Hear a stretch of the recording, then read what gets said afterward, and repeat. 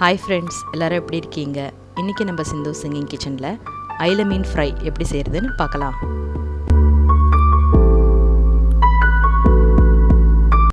இப்போ தேவையான இன்க்ரீடியன்ட் என்னென்னு பார்த்தலாம்.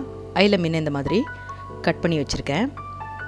கருவேப்பிலை, தனியாத்தூள், சில்லி பவுடர், உப்பு, மஞ்சத்தூள், சாம்பார் வெங்காயம், இஞ்சி பூண்டு பேஸ்ட்டு, காஷ்மீரி சில்லி பவுடர், இது கொஞ்சமாக வினிகர்.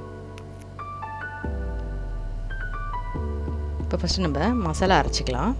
அதுக்கு சாம்பார் வெங்காயம் சேர்த்துக்கலாம்.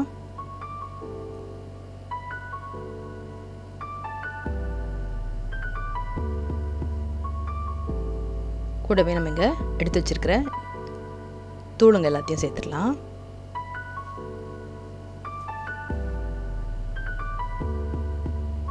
இஞ்சி பூண்டு பேஸ்ட்டையும் சேர்த்துடலாம்.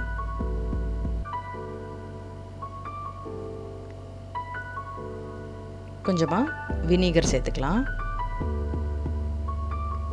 இப்போ இதை ஒரு பேஸ்ட்டாக அரைச்சி எடுத்துகிட்டு வந்துடலாம். இப்போ இந்த மாதிரி பேஸ்ட்டாக அரைச்சி எடுத்து வந்ததை கட் பண்ணி வச்சுருக்கிற மீனில் சேர்த்து நல்லா மேரினேட் பண்ணி வச்சிடலாம்.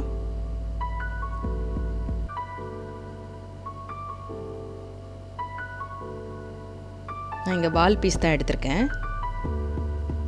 நீங்கள் இதே மெத்தடை எல்லா மீன்லேயும் செய்யலாம்.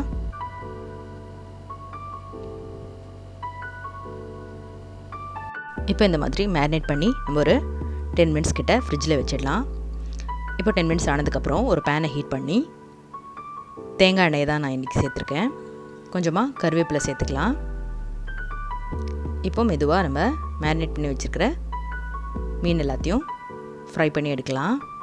ஃப்ளேமை கொஞ்சம் சிம்மில் வச்சு நீங்கள் பண்ணிங்கன்னா நல்லா இது ஃப்ரை ஆகி வரும்.